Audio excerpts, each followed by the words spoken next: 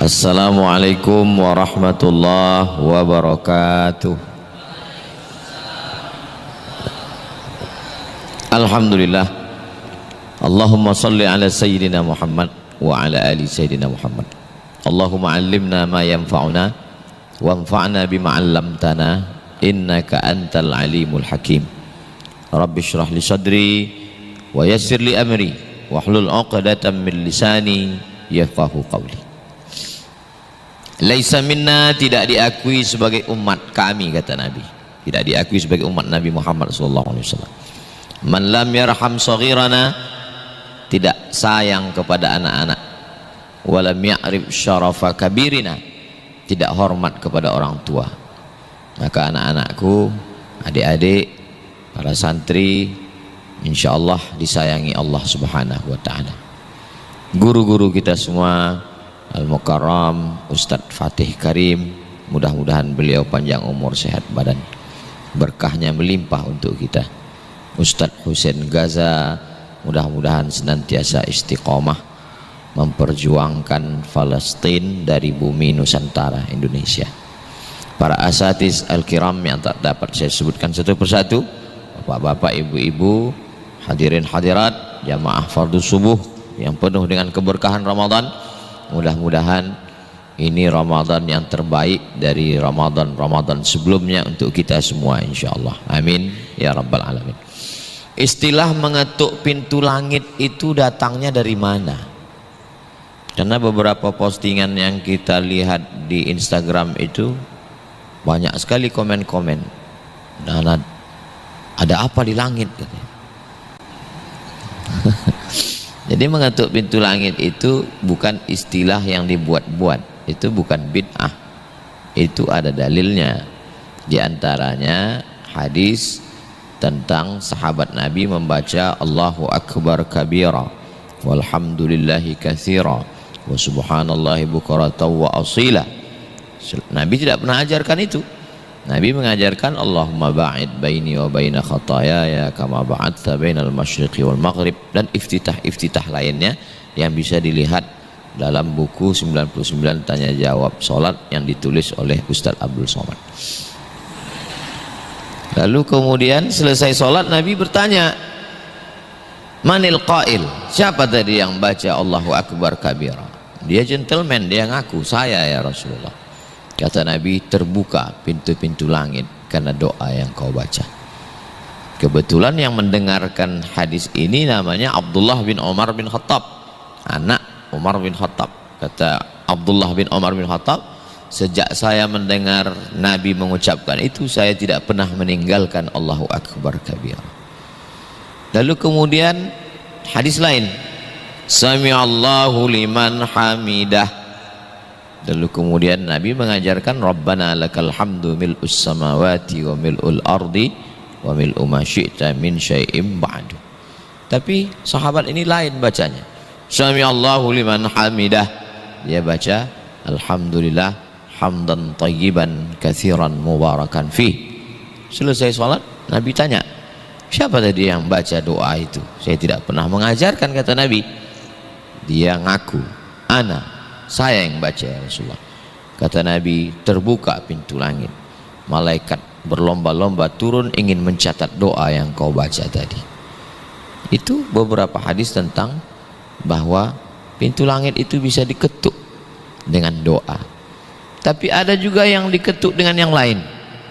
Hadisnya adalah dalam kitab Al-Musnad karya Imam Ahmad bin Hanbal, meninggal tahun 241 Hijrah. Beliau adalah murid Imam Muhammad bin Idris Asy-Syafi'i rahimahullah. Ketika ruh orang beriman itu keluar dari jasad, seperti tetesan embun di ujung daun. Daun turun embun, perlahan-lahan jatuh. Ketika dia sudah penuh, menetes. Begitulah lembutnya ruh orang beriman keluar dari jasad. Yang katanya kematian itu sangat menyakitkan, tebasan pedang beratus kali di tempat yang sama, kambing dikuliti hidup-hidup, mata kail pancing ditarik dari kulit yang basah, sampai kita berdoa Allahumma hawwin alaina fi sakaratil maut. Ternyata keluarnya ruh dari jasad itu seperti air embun menetes di ujung daun, begitu lembutnya. Dan ruh itu ditampung di kain kafan yang terbuat dari cahaya. Malaikat membawa ruh itu naik ke atas langit. Begitu pintu langit dibuka, malaikat penjaga pintu langit berkata, inilah ruh yang selama ini sudah kami nantikan lama, karena tiap hari kami melihat catatan amalnya. Pagi catatan amalnya naik, sore catatan amalnya naik, hari Kamis catatan amal pekannya dibawa, bulan Sya'ban catatan amal tahunannya dibawa. Kami sudah lama ingin ketemu orangnya karena amalnya sudah sering kami lihat. Hadis lain tentang perjalanan Isra dan Mi'raj, saat malaikat Jibril alaihissalam membawa Nabi Muhammad SAW, penjaga pintu langit juga bertanya, siapa ini? Kata penjaga pintu langit, inilah Nabi dan Rasul yang diutus oleh Allah Subhanahu wa ta'ala. Itu hanya beberapa potongan hadis-hadis tentang mengetuk pintu langit. Jadi dari beberapa hadis yang saya sampaikan tadi, apa maknanya? Pintu langit bisa diketuk dengan doa, pintu langit bisa diketuk dengan amal soleh, pintu langit bisa diketuk oleh orang yang dipilih Allah Subhanahu wa ta'ala. Kira-kira di antara tiga ini kita mau masuk golongan ketukan yang mana? Mengetuk dengan doa, sudah 11 malam doanya kira-kira bisa mengetuk atau tidak?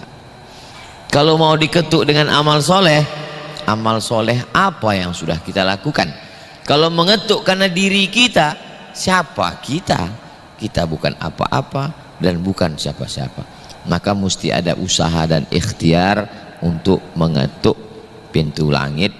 Itu adalah makna kiasan supaya Allah bukakan pintu rahmatnya untuk kita, karena kita sedang berada di bulan Futihat abwabul jannah, pintu surga dibukakan, wa ghulliqat abwabun nar, pintu neraka ditutup. Pintu surga dibuka, pintu neraka ditutup.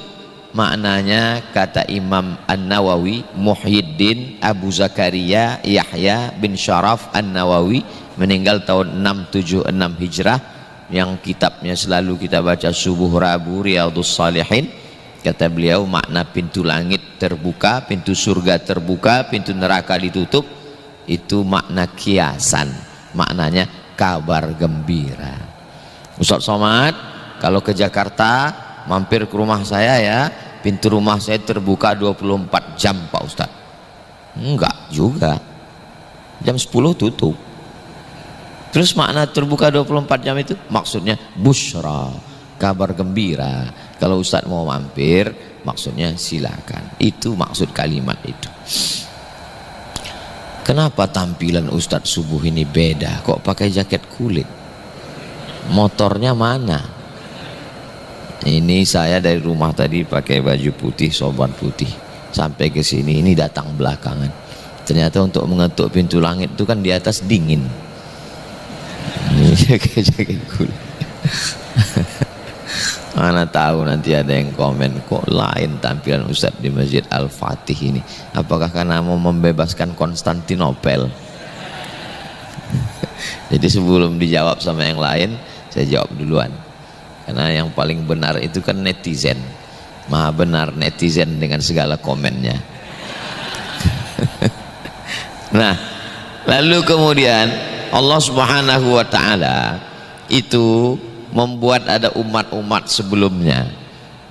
Nabi Nuh alaihi salam umurnya waktu meninggal, banyak riwayat, saya ambil salah satu, 950 tahun. Bayangkan itu. Saya membayangkan kalau 950 tahun, berapa kali kita ganti KTP. Kalau ganti KTP nggak terlalu letih lah. Saya kalau sepanjang itu umur, yang paling letih itu berapa kali pilpres. Itu. letih itu, letih pikiran. Itulah yang saya pikir. Jadi tak usahlah kita pikirkan itu. Sementara kita, kata Nabi, umur umatku itu baina sittin wa sab'in, antara 60 dan 70. Itu pun 60-70 itu yang zaman Nabi. Sekarang nggak sampai 40 tumbang, diabetes meletus, asam urat, asam lambung, nggak usah diteruskan,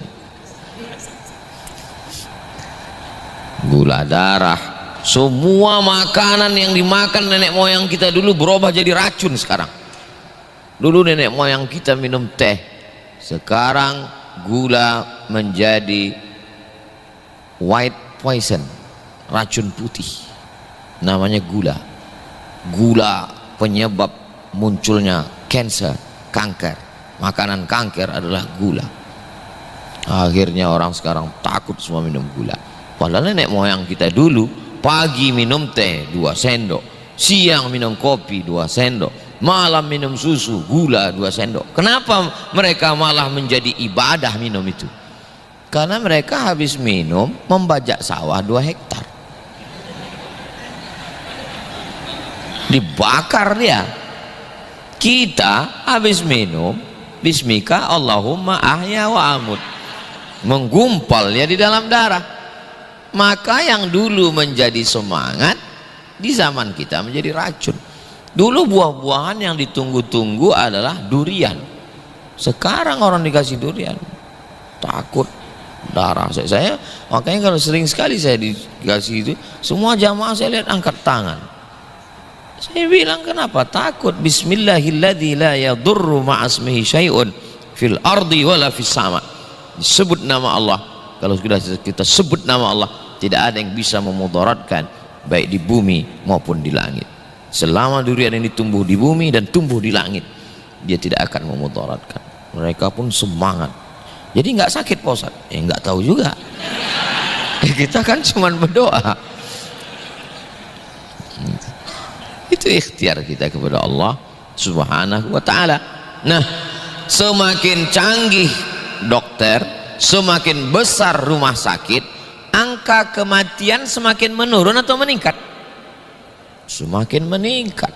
Dulu zaman saya kecil itu kalau nonton di kampung itu TV masih pakai kaki, 4 kakinya. Sekarang udah kena amputasi semua. Itu. Jadi memang dahsyat, mengerikan penyakit-penyakit ini. Jamaah ini saya kurang suka juga bercerita begini. Pulang yang diingatnya cuma itu amputasi. Jadi dunia ini semakin mengerikan, umur semakin pendek. Maka ketika Nabi SAW bercerita tentang Bani Israel, bahwa mereka itu dulu umurnya panjang beribadah, di waktu malamnya berzikir mengingat Allah, siangnya jihad fisabilillah, la ya'sunallaha tarfata ainin, tidak pernah buat maksiat sekedip mata. Malamnya beribadah, siangnya berjihad, tidak pernah buat maksiat sekedip mata. Mendengar riwayat itu sahabat terdiam. Kenapa terdiam? Sedih. Kita malamnya tidur. Kalau sahabat dulu memang malamnya tidur, siangnya jihad. Kita malamnya tidur, siang pun tidur juga. Jadi melihat sahabat sedih itu, itulah hebatnya umat Nabi Muhammad SAW. Kesedihan sahabat masuk sedih itu ke hati Nabi, datang malaikat Jibril dikirim Allah untuk menghibur.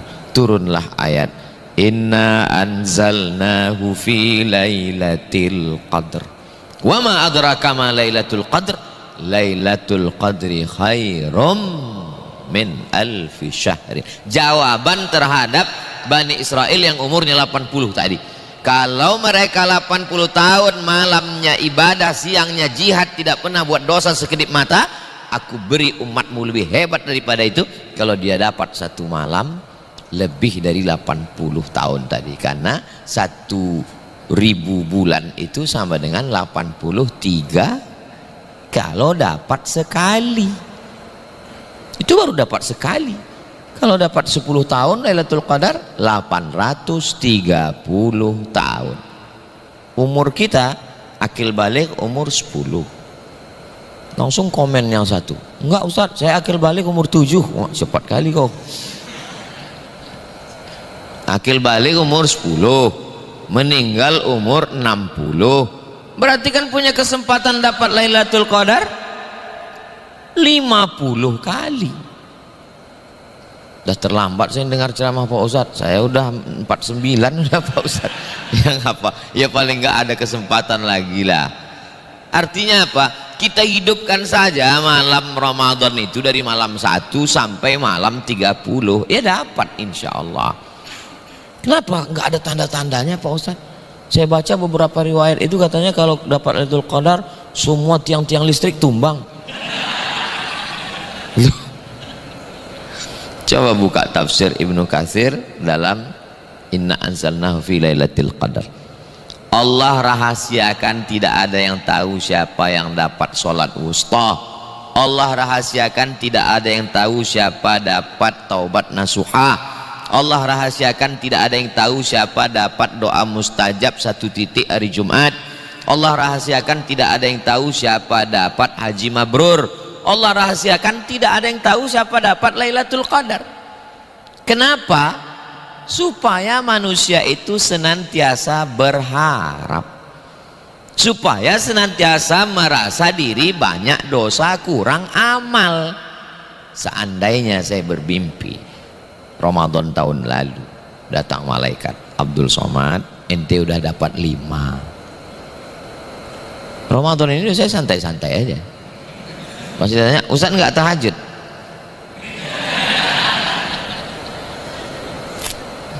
Kita Masjid Al-Fatih ini Masya Allah tabarakallah. Kalau Tuan pergi ke Makkah sampai di Madinah sholat Jumat, sudah lama Ustadz Abdul Somad tausiah di Masjid Al-Fatih lah diapit oleh ummahan. Di atas ibu-ibu, di bawah ibu-ibu. Hai. Nah, jadi apa yang mau saya sampaikan tadi? Bahwa Allah Subhanahu wa taala tahu ini umur umat yang paling pendek, ini umat yang paling tidak bertenaga. Bagaimana tenaganya Nabi Musa alaihissalam? Bergelinding batu dari atas langit, gelinding dari atas bukit, tertutuplah pintu sumur. 30 orang Bani Israel. Kalau mau tahu gimana kekarnya badan Bani Israel, tanya Ustadz Husain Gaza. Bagaimana kuatnya Bani Israel. Mereka dorong 30 orang, batu itu nggak bisa. Nabi Musa alaihissalam mendorong sendiri, bergeser tuh batu. Mereka ngantri panjang. Begitu antrian, apa kata Bani Israel? Wahai Musa, karena engkau yang berhasil mendorong, silakan kau yang ambil. Tapi Nabi Musa Masya Allah, Nabi Musa melihat ada antrian yang panjang dan di ujung antrian anak Syuaib. Maka Nabi Musa mengatakan, ladies first. Itulah awal pertemuan. Artinya apa? Mereka dulu umurnya panjang, tenaganya kuat. Kita umur pendek, penyakitan, letoy, lemah, letih, lesu, loyo, lunglai. Saya karena pakai jaket baru ini agak berwibawa dikit. Bawaannya mau ngegas aja nih. Artinya apa? Bagaimana kita mau menebus umur yang pendek, tenaga yang kurang ini? Allah kasih Ramadan. Makanya Ramadan ini jangan sia-siakan. Sudah 12 malam berlalu. Malam ke-12 nih kan? Kadang rasa-rasa malam 22 udah. Hanya tinggal 18 malam lagi. Mudah-mudahan 18 malam itu tahajudnya full, tarawih witirnya, tadarusnya, hatam Qur'annya, tidurnya dikit. Jangan dikit-dikit tidur. Ini Ramadan. Tidak ada amal yang lebih utama daripada amal Ramadan. Malam yang paling utama selama setahun 360 malam, malam Lailatul Qadar. Siang tidak ada di Ramadan. Siang yang paling utama itu adalah siang tanggal 9 wukuf di Padang Arafah. Dan mau ke Arafah sekarang store 2024 berangkat 2054, 30 tahun. Berapa umurnya, Dek? 19. Jadi beliau insya Allah berangkat haji 49, tua juga udah. Saya yang 27 ini berarti maka Allah Subhanahu wa ta'ala memberi kita kesempatan. Kalau mau berharap berdoa di Padang Arafah, bukan mau memutuskan harapan, rasanya susah, maka harapan kita tinggal malam Lailatul Qadar. Jadi kalau ada orang mengatakan Allah itu tidak adil, kenapa berdoa mesti di Padang Arafah? Allah maha adil. Itu diberikan Allah untuk orang yang kaya, yang banyak uang, tapi Allah keadilannya merata, siapapun bisa dapat, yang penting menghidupkan malam-malam Ramadan. Maka jangan pernah ketinggalan, insya Allah Pak Ustadz. Mudah-mudahan kita diberikan istiqomah insya Allah. Nah, ayu shadaqatu afdal, apa sedekah yang paling afdal ya Rasulullah? As-shadaqatu fi Ramadan. Sedekah pun yang paling afdal juga di Ramadan. Maka saya selalu menganjurkan supaya untuk bayar zakat itu di Ramadan. Alhamdulillah Ustaz, saya sejak dari dulu bayar zakat itu di Ramadan. Zakat apa? Zakat fitrah. Memanglah Ramadan, mana ada zakat fitrah di luar Ramadan? Yang saya maksud ini adalah zakat mal. Kenapa kita afdal berzakat di Ramadan? 3. Yang pertama, as-shadaqatu fi Ramadan. Yang kedua, meringankan beban saudara kita yang pekerja berat, supaya ketika kita kasih di Ramadan itu meringankan dia. Yang ketiga, mudah ngingatnya. Kalau di luar Ramadan kita bayar zakat Januari, Februari, Maret, April, Mei, Juni, Juli, Agustus, susah lupa. Bulan berapa kemarin ya? Kok bayar zakat kemarin bulan berapa? Ya sekitar 5 tahun yang lalu lah Pak Ustadz. Mana bisa bayar zakat 5 tahun yang lalu? Itu pileg. Bayar zakat itu tiap tahun. Maka untuk supaya mudah ingat setahun sekali, meringankan beban orang, dapat yang afdal di Ramadan. Saya Pak Ustadz biasanya itu 10 bulan yang lalu nggak apa-apa, keluarkan sekarang, dikeluarkan supaya startnya mulai di Ramadan, supaya langsung ingat Ramadan 1445, Ramadan 1446. Jadi yang membuat amal kita ini tidak putus, ada yang rajin tarawih 23 rakaat, selesai itu tadarus, selesai itu khatam Quran, meninggal stop, putus.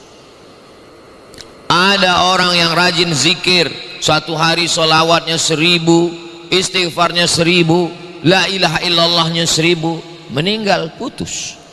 Tapi kalau mau amal yang, kalau bahasa kampung kami, unlimited edition, kalau mau yang tidak putus-putus, itu hanya ada pada pintu rumah besar namanya sodakoh. Jadi atap besarnya namanya sodakoh, di bawah atap besarnya ada kamar-kamar kecil lagi, ada nama kamarnya zakat, ada nama kamarnya infak, ada nama kamarnya wakaf, ada nama kamarnya hibah, ada nama kamarnya wasiat, ada nama kamarnya ghanimah. Atap besarnya namanya sodakoh, bukan somat.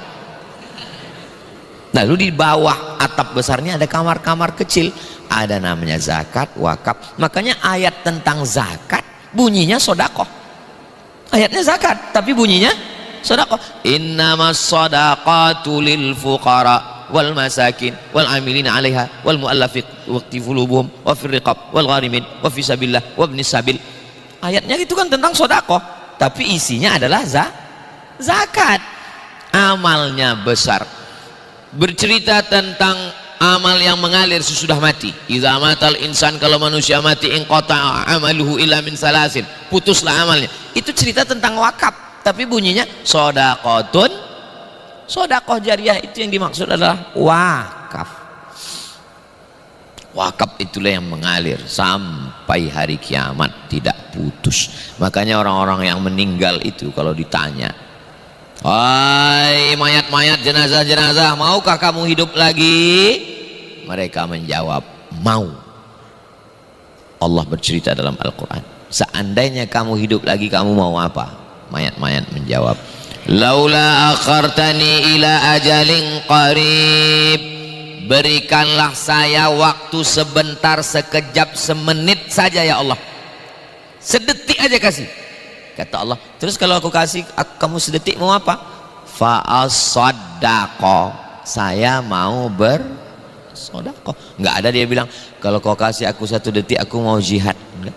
Kalau kau satu detik aku mau tahajud. Enggak. Kalau 1 detik aku mau haji. Enggak. Aku mau bersedekah. Ulama mengomentari ayat ini. Kenapa sedekah? Karena pahala yang langsung diperoleh balasannya begitu masuk liang lahat adalah amal sedekah dan mengalir sampai hari kiamat. Bayangkan yang mewakafkan masjid ini, tanah ini, asrama laki-laki, asrama perempuan. Ustadz kok tahu? Kan udah saya survei tadi. 300 berapa 100 santri Ustadz? Total 300 dari Sabang sampai Papua menghafal Quran, belajar Islam, tamat, pulang ke kampung halamannya ngajar lagi. Berapa itu pahalanya? Inilah orang yang paling beruntung, orang bertuah. Dan ada hikmah di balik kehidupan manusia itu yang kita tidak tahu. Bagaimana ceritanya? Allah Subhanahu wa taala menguji seorang hamba selama 40 tahun. Akhirnya dengan tetesan air mata munajatnya di tengah malam yang menurut orang doanya tidak kabul, nggak kabul doanya. Padahal disitulah ada hikmah. Justru dengan tidak diberikan nasab keturunan, malah pahalanya lebih mengalir daripada yang punya nasab keturunan. 40 tahun diuji Allah tidak memulai keturunan, lalu kemudian dipertemukan Allah dengan orang baik yang menggunakannya semuanya, setiap jengkalnya untuk menolong agama Allah. Akhirnya berdirilah Cinta Quran Center. Dan saya di sini kalau pepatah Melayunya menumpang tuah. Menumpang tuah itu artinya ada orang yang bertuah. Bertuah itu kalau bahasa kitanya the lucky man, orang yang beruntung. Dan saya numpang di situ. Dengan hadirnya saya di sini waktu membuat video endorse dulu, maka saat yang berwakaf ini mendapat amal jariah, kata Allah Ta'ala, hai malaikat yang endorse itu kasih juga sedikit. Amin. Sebetulnya saya cuma minta diaminkan itu aja. Saya cuma minta persetujuan itu aja sebetulnya. Asal udah setuju voting ini, insya Allah lah. Begitulah Allah Subhanahu wa Ta'ala memberikan keutamaan. Maka hidup kita ini yang paling indah adalah kalau ikut apa kata Allah, bukan ikut apa kata kita. Karena semua yang dikatakan Allah itu indah. Dibuat Allah ujian ini, orang 40 tahun merengek meminta bermunajat, tapi Allah mau kasih yang lebih mulia. Bayangkan kalau doa minta anak itu dikasihnya 10 anak, habis tanah ini diambil anak cucu. Anak gak terlalu ganas, menantu ini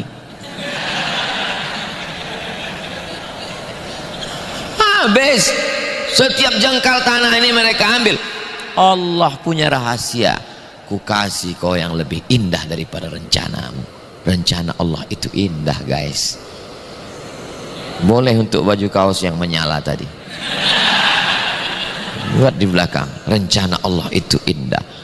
Anak muda yang baru saja pacarnya, saya yang ngantar dia kuliah Ustadz, saya yang ngantar dia, tapi kenapa saat wisudanya yang lain yang ngantar?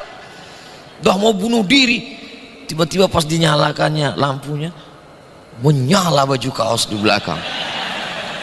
Rencana Allah lebih indah, nggak jadi bunuh diri. Itu boleh dibuatkan film pendeknya kayak tadi. Nggak jadi bunuh diri, di akhir film dapatkan kaos ini 250.000.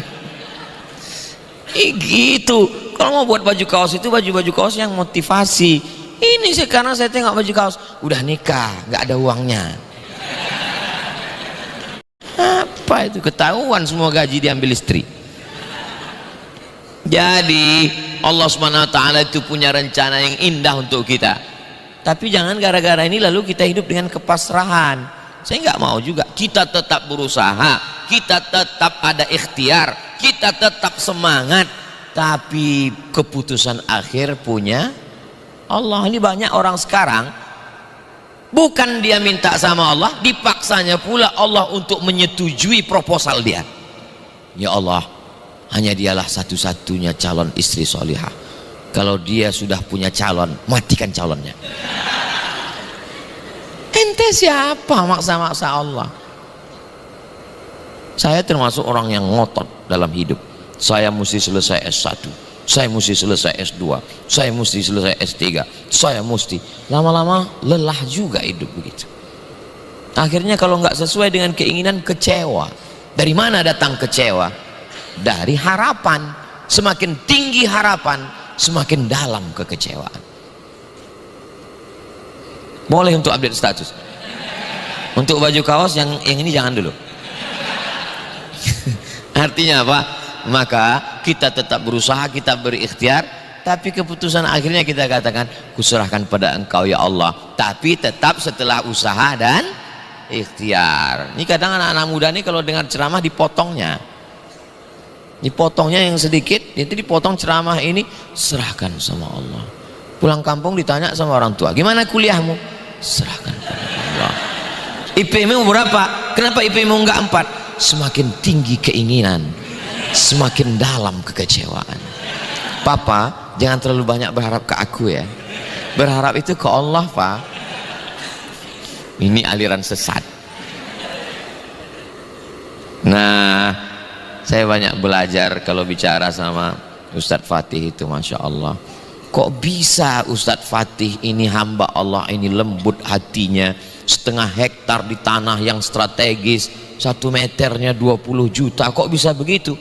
Ternyata di balik laki-laki yang luar biasa itu ada istri yang pendamping, bidadari surga dikirimkan Allah Subhanahu wa taala.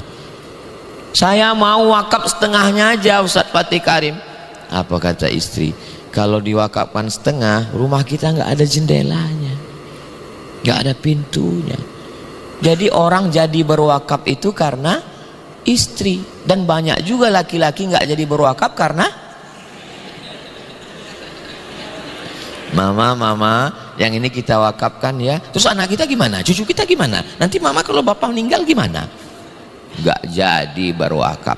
Ingat laki-laki, kalau kalian mati, surat nikah kalian tuh cuma bertahan 4 bulan 10 hari. Paham? Oke, ku jelaskan lagi lebih detail ya. Yang kau katakan kaulah bulan, kaulah bintang, siang dan malam terbayang-bayang, makan tak kenyang, tidur tak lelap, yang katanya sehidup semati itu, kalau kau mati hari ini, kau hitung sekarang 4 bulan 10 hari cuman. Setelah itu dia pun akan dipinang oleh brownies, berondong manis. Tanah yang dulu kau beli dengan tetes 10 keringat air mata, kau tidak mau makan enak, kau tidak pakaian enak, kau tidak punya sendal enak, tidak punya sepatu mahal demi untuk tanah itu, diambil laki-laki lain, guys.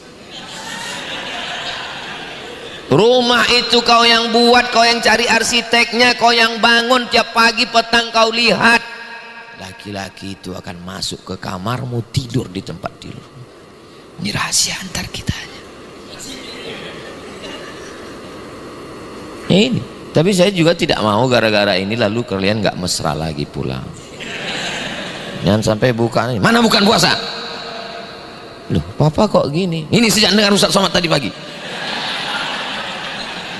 Bukan itu tujuan saya. Tujuan saya bukan itu.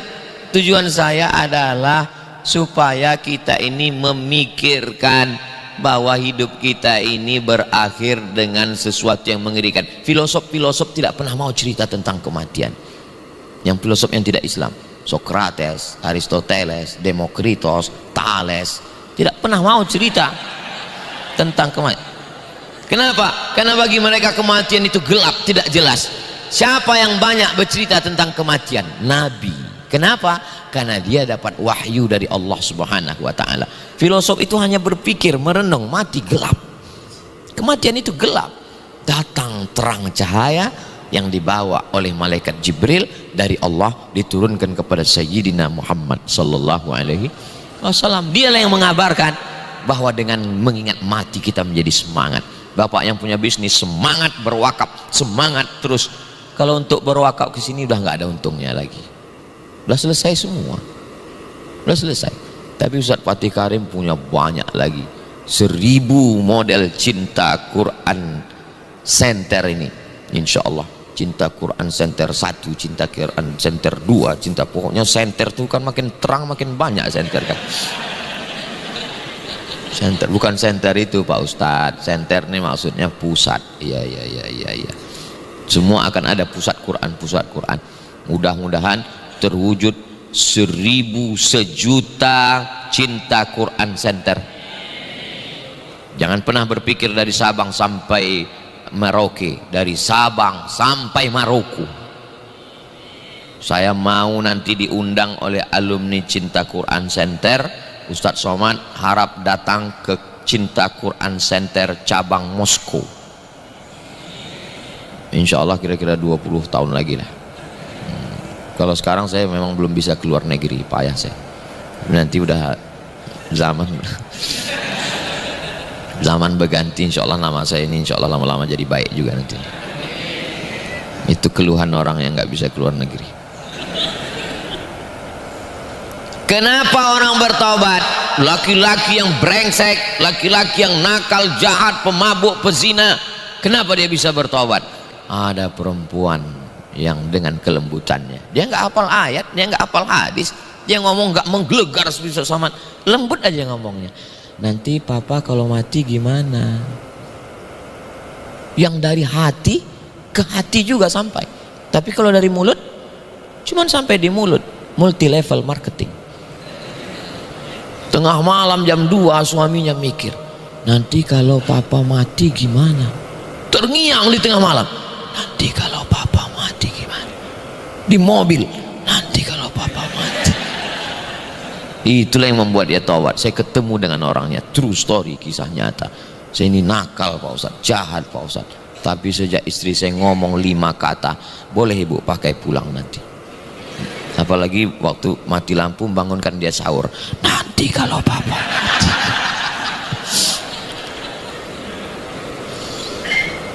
Langkah, rezeki, pertemuan, maut, itu siapa yang ngatur? Allah. Berapa banyak orang ingin ketemu nggak jumpa, berapa banyak orang nggak mau jumpa tapi bersua. Allah yang mempertemukan. Saya tidak pernah mencari Ustadz Fatih, Ustadz Fatih pun tak pernah mencari saya. Allah yang mempertemukan kami. Bertemu kami di sini, berjumpa juga nanti kami di surga Jannatul Firdaus. Sama jamaah jumpa juga, cuman agak lama sedikit. Saudaraku yang dimuliakan Allah Subhanahu wa taala, ini orang mau mewakafkan tanahnya, sepekan setelah itu dia akan menghadap Allah. Kenapa bertemunya dengan Ustadz Fatih Karim? Begitu banyak ustadz, profesor, doktor, kiai, buya, habaib. Siapa yang mengatur pertemuan itu? Innama amruhu idza arada syai'an ayaqula lahu kun. Lama saya ini orangnya kalau mau nanya-nanya itu segan. Kenapa Allah bertemu? Tapi setelah lama jalan dengan Ustadz Fatih, di situ saya menangkap hati Ustadz Fatih Karim ini hancur berkeping. Allah selalu bersama di tengah hati yang hancur. Makanya kalau ada antum yang hatinya hancur, hancurkan lagi.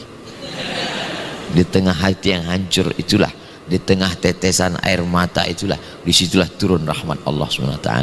Di tengah kelembutan hatinya itulah Allah melihat ini orang amanah, maka aku kasih. Kalau aku kasih ke orang lain, berapa banyak orang baik, orang yang dermawan jadi jahat, kena penyakit namanya Ustadz Sindrom, kena pelorot dia. diambil dalam tanda kutip orang-orang yang tidak amanah memakai nama ustadz. Alhamdulillah beberapanya sudah ditangkap polisi. Tapi orang baik ini, kalau jumpa orang baik doanya katsarallahu amsalak, semoga Allah memperbanyak orang seperti kamu. Mudah-mudahan diperbanyak orang-orang seperti Ustadz Fatih. Beliau ini termasuk makhluk unik yang perlu dibudidayakan, karena hampir punah sudah. Orang-orang baik tanpa ada kepentingan ini sudah hampir musnah. Maka kalau ketemu dengan beliau doakan katsarallahu amsalak, katsara Allahu amsalak. Kalau hafal, kalau nggak hafal gerak-gerak naikkan mulut. Kenapa? Apa rahasia? Rupanya rupanya rahasianya adalah ibu. Beliau ini dibesarkan oleh seorang ibu, dididik dikasih sayang orang ibu. Dia selalu mengingat ibunya. Tadi selesai salam sholat, saat membaca Al-Fatihah tadi Ustadz, saya terngiang waktu saya mendengarkan bacaan Al-Fatihah untuk almarhumah ibu saya. Beruntunglah ibu yang sempat mendidik anaknya menjadi orang yang membuat hati manusia ini lembut, lunak, tunduk untuk menolong agama Allah Subhanahu wa ta'ala. 9 bulan 10 hari dikandung, meregang nyawa, melahirkan, sobek dagingnya, terbalaskan. Di sini ada Ananda yang dikandung seorang ibu, akan mewakili Indonesia kemana nanti? Tanzania. Masya Allah. Di sini ada seorang anak yang dilahirkan seorang ibu, dan dia mampu membuat agama ini ditolong Allah melalui dia. Allahumma hdina, berikan kami hidayah, wahdi bina, berikan orang lain dapat hidayah melalui kami, waj'alna sababan liman ihtada, jadikan orang lain dapat hidayah gara-gara kami. Dari mana orang-orang hebat ini muncul? Dari perempuan. Dari mana tanah wakaf ini muncul? Dari laki-laki yang dibisiki oleh seorang perempuan. Makanya hari ini yang paling hebat itu adalah perempuan. Grup WhatsApp yang paling ditakuti adalah grup WhatsApp mak-mak. Jangan main-main dengan perempuan. Dan di akhir zaman perbandingan perempuan dengan laki-laki itu 50:1.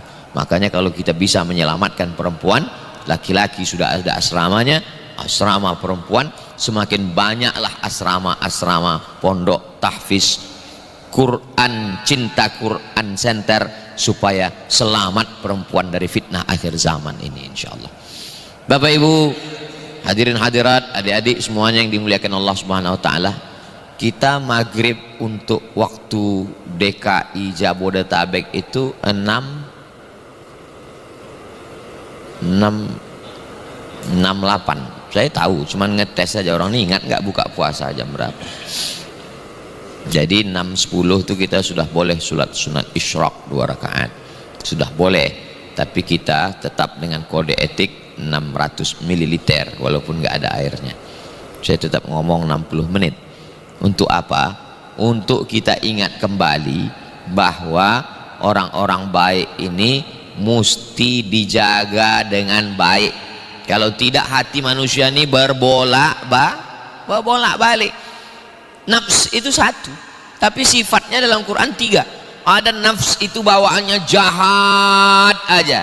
Innan nafsala ammaratum bisu, bawaannya mau jahat aja.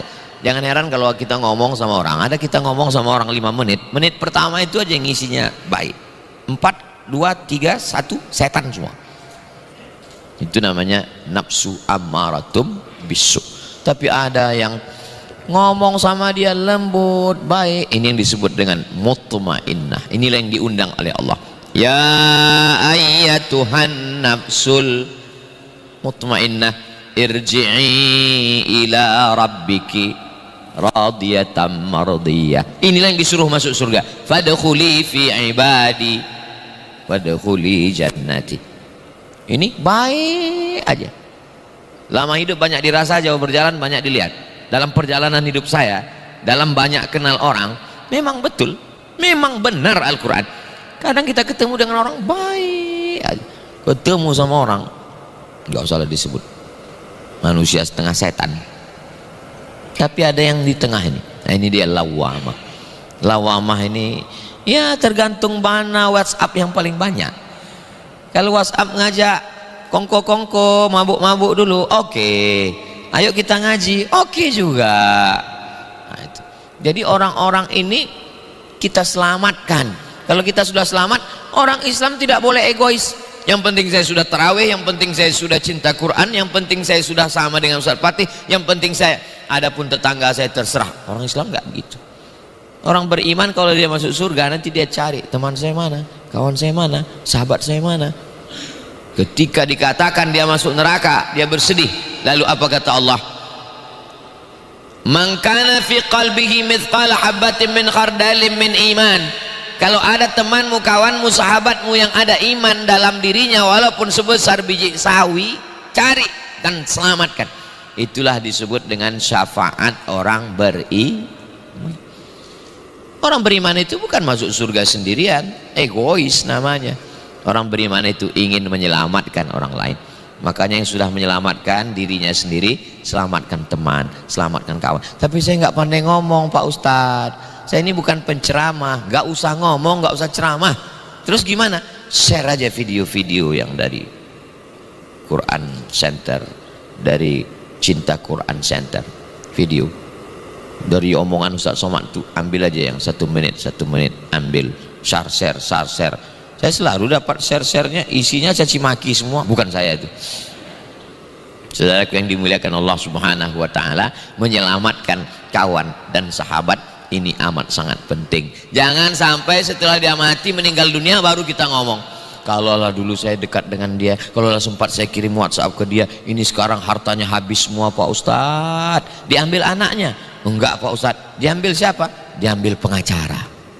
Mohon maaf Pak pengacara, tanda kutip oknum. Enggak, saya takut juga nih disomasi pengacara-pengacara se-Indonesia. Saudaraku yang dimuliakan Allah Subhanahu wa taala, dunia yang begitu singkat cepat berakhir ini semuanya akan selesai, maka pada akhirnya yang kekal abadi hanya tinggal wakaf.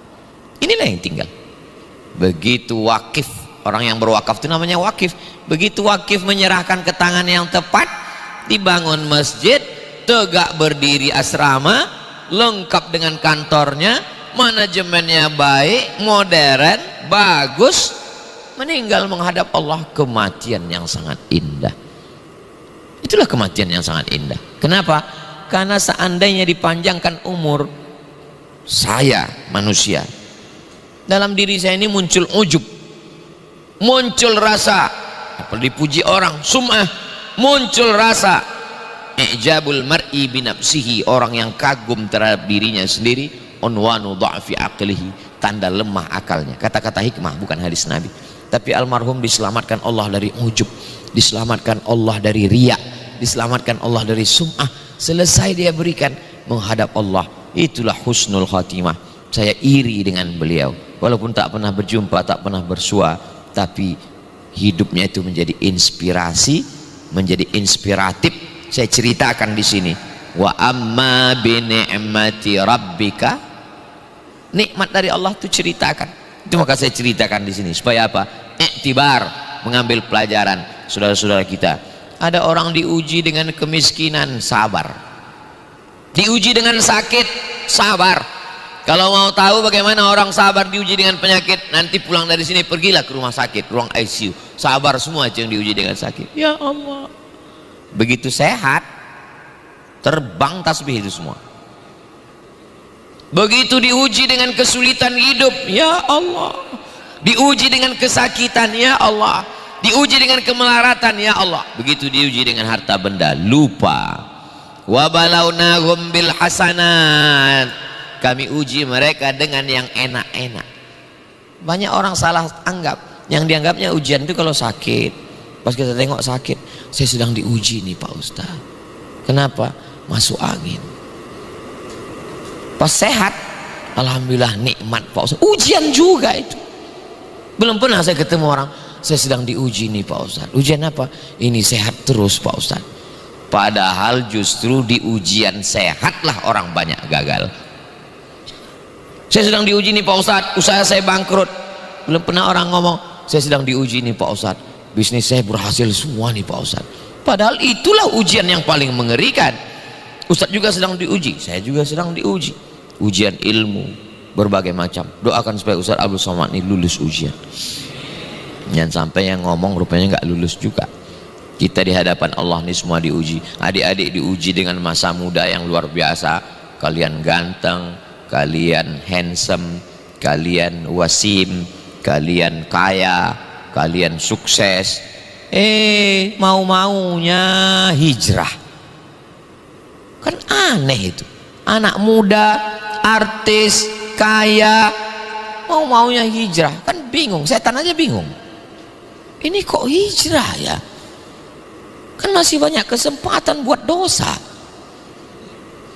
Kalau ada orang tua lemah, sakit, taubat, ya memang maklum, mau buat dosa apa lagi. Mau berzina nggak bisa, mau membuat sabu-sabu belum makai udah mabuk duluan. Memang udah taubat. Tapi kalau ada anak muda, bisnismen, artis, populer, kaya, taubat, hijrah, itu setan pun bingung. Kok bisa begini? Dan kita ketemu dengan manusia-manusia yang model begini di akhir zaman ini ada. Maka ini memang di akhir zaman ini semuanya ditunjukkan Allah. Manusia yang jahat sejahat-jahatnya, orang yang zalim sezalim-zalimnya, orang yang nipu setipu-tipunya. Tapi juga kita pertemukan dengan orang baik sebaik-baiknya, orang ikhlas seikhlas-ikhlasnya. Saya dalam perjalanan dakwah ini ketemu dengan orang-orang begini. Saya, Pak Ustadz, kok nggak ketemu yang begitu ya? Saya ketemu biasanya dengan yang nakal-nakal aja. Memang tergantung circle-nya memang. Ustadz Somad ini udah ngaku dirinya baik.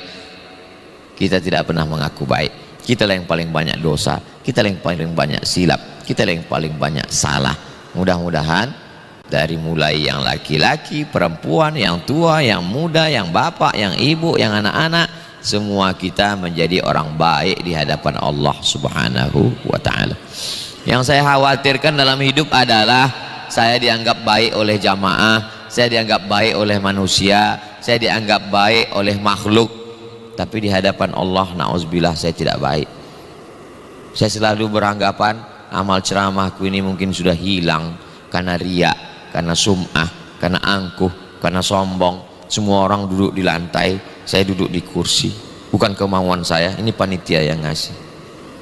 Ustaz Abdul Somad dimuliakan, disanjung, dipuji-puji. Ustaz Abdul Somad, selalu saya merenung, jangan-jangan amalku ini sudah habis semua, diambil oleh viewer, follower, dan subscriber. Tapi di lubuk hati yang paling dalam, aku yakin ada di antara jamaah yang tulus, yang ikhlas, orang-orang yang tidak pernah tampil, orang-orang yang tidak dikenal manusia, tapi tiap pagi, petang, siang, malam amalnya selalu dilihat malaikat. Di tengah malam mereka bermunajat, selamatkan Ustadz kami Abdul Somad dari neraka. Itulah yang menyelamatkan kita dari azab Allah Subhanahu wa ta'ala. Jangan lupa saling mendoakan, minta didoakan, didoakan, mendoakan, mohon didoakan. Ustaz doakan saya ya, doakan juga saya. Doakan anak saya Pak Ustaz, doakan juga anak saya. Doakan saya supaya husnul khotimah Pak Ustaz, doakan juga ad-doa bid-doa. Habib ad-doa bid-doa, maksudnya doa dengan doa. Doakan saya Pak Ustaz supaya saya dapat jodoh, mudah-mudahan kamu. Kalau yang begitu jangan doakan juga saya, jangan. Ini saudaraku yang dimuliakan Allah Subhanahu wa ta'ala, kita tidak pernah berpisah. Kenapa? Karena kita selalu bersama dalam doa. Kalau kita sudah beriman, ya ayyuhalladzina amanu, setelah iman takwa, ittaqullah, selalu digandingkan, selalu disandingkan, dan khotib baca ayat itu di mimbar. Ya ayyuhalladzina amanu, ittaqullah haqqa tuqati, iman dan takwa. Ada satu lagi, ya ayyuhalladzina amanu ittaqullah wa kunu ma'as sadiqin. Nomor 3, kalau kamu sudah beriman, kamu takut kepada Allah. 3, hendaklah kamu selalu bersama dengan orang yang benar. Kenapa tidak selalu bersama dengan orang yang benar? Karena tidak bertakwa. Kenapa tidak bertakwa? Karena tidak beriman. Beriman, bertakwa, bersama dengan orang yang benar. 3 jurus ini selamat kita dunia akhirat insyaallah. Sudah beriman, sudah bertakwa, selalu bersama dengan orang yang benar. Apa-apa keputusan yang mau diambil, tanya dulu. Ustadz, ya. Ustadz Husain, ya. Saya rencana mau ke Gaza nih Ustadz. Saya sudah siap. Tanya dulu. Ini banyak sekali yang mau semangat, takbir, Allahu Akbar. Pas mau berangkat, apa senjata yang kau siapkan? Bismillahirrahmanirrahim. Itu bukan mati syahid, mati konyol.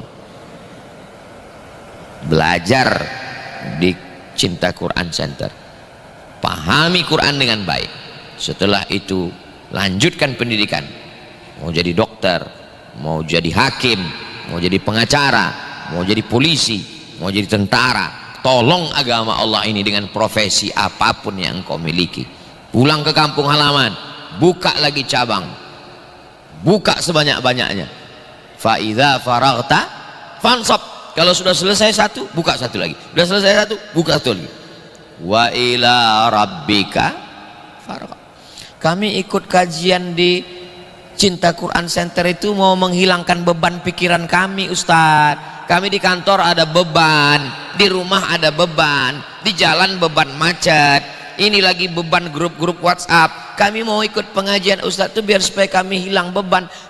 Sampai di tempat Ustadz dengar cerita beban masjid belum selesai, santri yang mau dikasih beasiswa, pembangunan pondok pesantren. Sampai kapan beban ini Pak Ustadz? Ini kepala kita ini mesti diberi beban agama terus. Karena kalau tidak diberi beban kepala ini, dia akan berpikir tentang ini. Jangan heran orang koleksi ini. Kenapa? Karena pikiran itu tidak pernah berhenti. Mulut bisa berhenti, tangan bisa berhenti, mata bisa berhenti, tapi pikiran tidak bisa berhenti. Orang kalau pikirannya tidak diberikan beban agama, untuk bangun masjid, untuk bangun pondok, untuk biaya siswa santri, untuk ini. Jadi jangan heran nanti kalau Ustadz Fatih ngomong beban kita ini, beban kita ini. Orang yang nggak ngerti apa ini Ustadz Fatih. Dulu katanya untuk Cinta Quran Center, sekarang udah selesai, tiba-tiba dia mau buat lagi. Udah selesai, ini mau buat yang di Bandung lagi. Nanti Bandungnya udah selesai. Sebenarnya sampai kapan ini Pak Ustadz? Sampai malaikat maut mencabut nyawa. Kalau udah itu selesai. Jadi siapa yang mau cepat selesai, mintalah. Kalau pikiran kita ini tidak kita bebani dengan beban agama, dia akan diisi oleh beban dunia. Dan beban dunia itu melelahkan, letih. Koleksi ini, kumpul ini. Yang hobi operasi ini, sampai muka itu kresek semua isinya. Wala umanniyannahum, aku akan permainkan mereka berhalusinasi. Aku akan buat mereka terus berpikir ini, lupa. Maka kepala kita ini mesti diisi terus. Supaya apa? Supaya memikirkan agama Allah. Intan surullah, kalau kau tolong agama Allah, yang surkum, Allah akan menolong kamu. Wa yuthabbit aqdamakum, dan mengokohkan kaki kamu. Bagi yang sudah, alhamdulillah. Bagi yang belum, kawan sahabat kita selamatkan. Mudah-mudahan kita semua selalu istiqomah iman dan Islam, diberikan panjang umur, diberikan keberkahan. Yang belum ketemu jodoh ditumpahkan dengan yang baik-baik, yang sudah diberikan keturunan yang soleh dan solehah. Selalu husnuzan kepada Allah, bahwa rencana Allah selalu lebih indah. Ala hadhihi niyah, untuk niat yang baik-baik. Al-Fatihah. A'udzubillahi minasyaitonir rajim. Bismillahirrahmanirrahim. Alhamdulillahi rabbil alamin. Ar-Rahmanir Rahim. Maliki yaumiddin. Iyyaka na'budu wa iyyaka nasta'in. Ihdinas siratal mustaqim. Siratal ladzina an'amta 'alaihim ghairil maghdubi 'alaihim waladdallin. Amin. Allahumma salli ala Sayyidina Muhammad wa ala ali Sayyidina Muhammad. Assalamu alayka ya Rasulullah. Rabbana alaika tawakkalna, kepada Engkau kami bertawakal, wa ilaika anabna, kepada Engkau kami berserah diri, wa ilaikal masir, kepada Engkau kami semua akan kembali ya Allah. Ya muqallibal qulub, Engkau yang membolak-balikkan hati, tsabbit qulubana, kokohkan hati kami, ala dinik, dalam agamamu, wa ala ta'atik, dalam ketaatan kepadamu ya Allah. Ya arhamar rahimin, Engkau maha kasih dan sayang, irhamna, limpahkan kasih sayangmu ke dalam hati kami sehingga kami bisa saling menyayangi, merahmati, mengasihi ya Allah. Allahumma jazil waqifina wal mutasaddiqin, berikanlah balasan kepada para waqif, orang-orang yang sudah menolong agamamu dengan harta mereka ya Allah. Allahumma ja'alhum minal mukhlasin, jadikan kami semua termasuk orang-orang yang diikhlaskan hatinya. Allahumma ja'alna minat tawwabin, jadikan kami orang yang bertaubat. Wa ja'alna minal mutatahhirin, jadikan kami orang yang mensucikan hati. Wa ja'alna min ibadikas salihin, jadikan kami orang-orang yang saleh. Rabbana hab lana min azwajina wa dzurriyyatina qurrata a'yun, jadikan pasangan hidup kami, anak cucu keturunan kami orang-orang yang sejuk dipandang mata dan menenangkan hati kami. Rabbana hab lana minas salihin, jadikan anak keturunan kami anak-anak yang saleh dan salihah. Min hafizil Quran wal hafizat, menjadi para penghafal Quran. Wahfazhum min kulli su' wa syarr wa makruh, jaga mereka dari segala perbuatan maksiat dan dosa. Allahumma ja'al hadzal ma'hada ma'hadan aziman mubarakan fih, jadikanlah Cinta Quran Center ini lembaga pendidikan Islam yang penuh dengan keberkahan. Allahumma dirfa'an al-ghala wal waba wal fahsya wal riba wal zina wal munkar, selamatkan kami dari malapetaka, bencana, fitnah, segala keburukan, kejelekan. Dekatkan kami kepada segala kebaikan ya Allah. Allahumma jama'na ma'al habibil mustafa fi jannatikal ula, sebagaimana Engkau satukan kami subuh ini bersama orang yang baik di tempat yang baik, pada bulan yang baik, pada hari yang baik, satukan pula kami nanti di surga Jannatul Firdaus bersama manusia terbaik Nabi Muhammad sallallahu alaihi wasallam. Rabbana atina fid dunya hasanah wa fil akhirati hasanah wa qina adzabannar. Wa sallallahu ala sayyidina Muhammad wa ala alihi wa sahbihi wasallam, walhamdulillahi rabbil alamin. Taqabbalallahu minkum minna wa minkum taqabbal ya karim. 60 menit kita bersama, banyak kata-kata saya tidak berkenan di hati, menyinggung perasaan. Saya mohon maaf kepada Bapak Ibu Saudara sekalian. Terima kasih segala perhatian, mohon maaf segala kesilapan dan kekhilafan. Aku qouli hadza astaghfirullah li wa lakum. Wassalamualaikum warahmatullahi wabarakatuh.